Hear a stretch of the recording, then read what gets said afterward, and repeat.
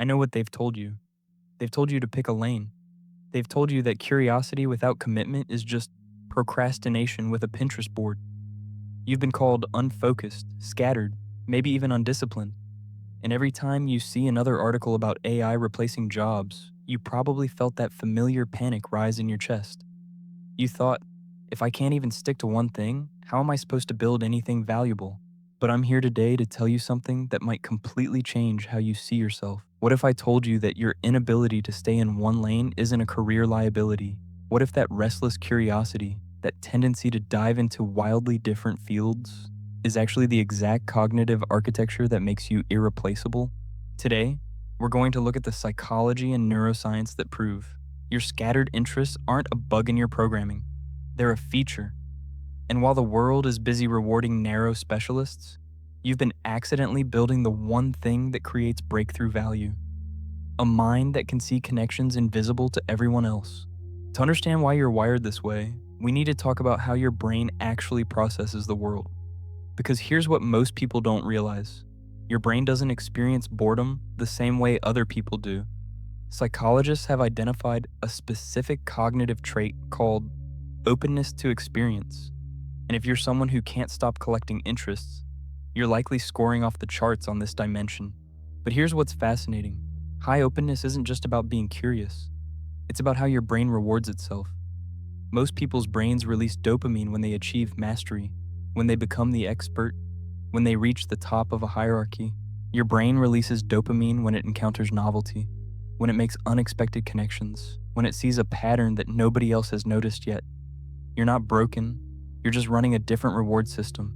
Neuroscience shows us that when you learn deeply in multiple unrelated fields, your brain doesn't just store those skills separately. It builds what's called cognitive scaffolding.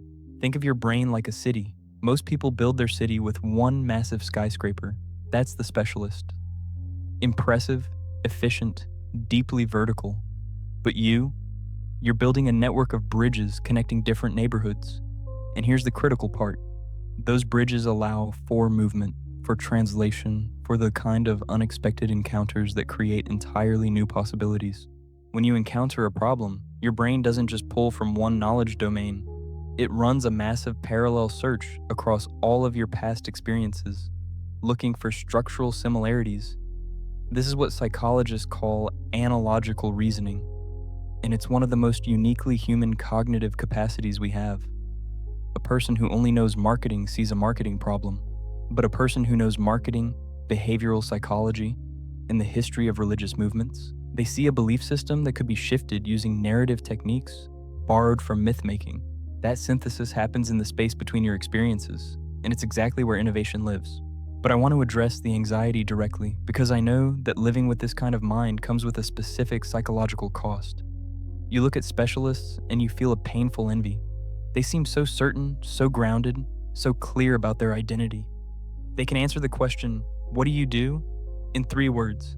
You need 3 paragraphs, and you still feel like you're lying by omission. This creates what psychologists call identity diffusion, a sense that you don't have a solid core, that you're somehow less legitimate than people who found their one thing and never wavered. But here's what the research on polymaths reveals.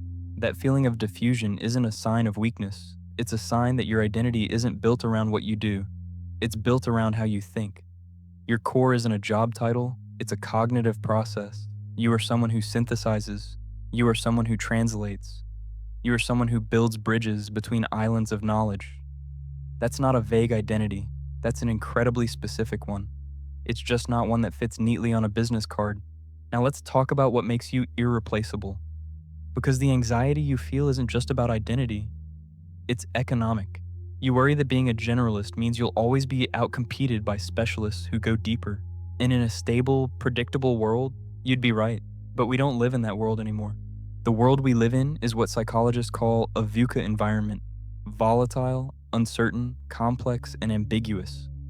In this kind of environment, the specialist's deep knowledge can become a liability. They've spent 10,000 hours optimizing for a game that no longer exists. They have what's called cognitive entrenchment.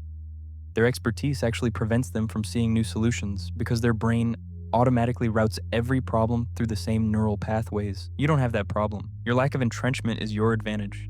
When the rules change, when the industry shifts, when the old playbook stops working, you're not devastated, you're energized. Because your brain is built for pattern recognition across contexts, not pattern repetition within one context.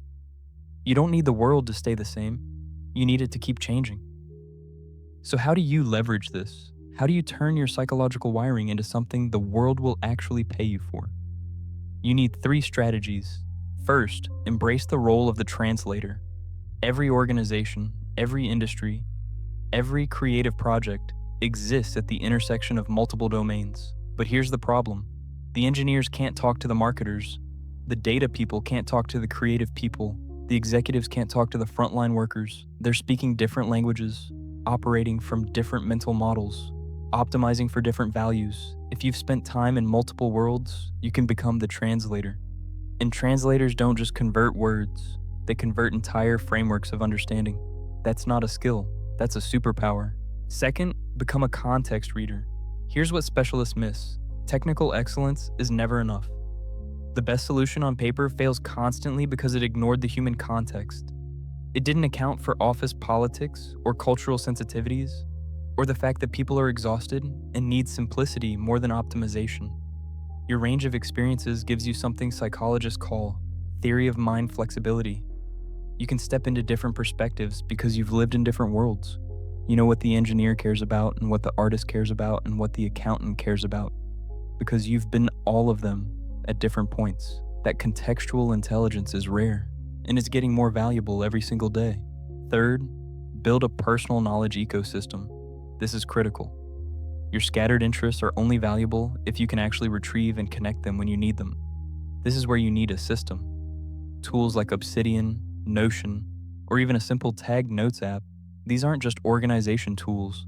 They're how you turn random fascinations into a searchable web of mental models. When you read about swarm intelligence in biology, capture it.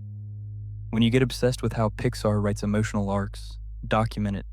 Because 2 years from now, when you're trying to solve a leadership problem, your past obsession with swarm intelligence might be the exact framework you need, but only if you captured it. Here's the part that might sting a little. You still need some depth. I'm not saying you should skim the surface of everything. That just leaves you feeling like an imposter in every room you enter. What I'm saying is that you need to go genuinely deep in 2 or 3 areas, and then use those depths as anchor points for your credibility. Maybe you go deep in psychology, deep in systems thinking, and moderately deep in visual communication. Now, you're not just interested in lots of things. You're a systems psychologist who understands how to make complex ideas visually intuitive. That's a rare combination. That's a valuable combination. Let me be very clear about something. You will always feel a little bit like an outsider. The specialists will have their conferences, their credentials, their shared language. And you'll be standing at the edge of multiple circles, never fully inside any of them. That feeling never completely goes away. But here's what you need to understand. That position at the intersection, that's not exile. That's a vantage point. You can see things they can't see because you're standing in a place they've never been. So here's my message to you. Stop apologizing for your curiosity.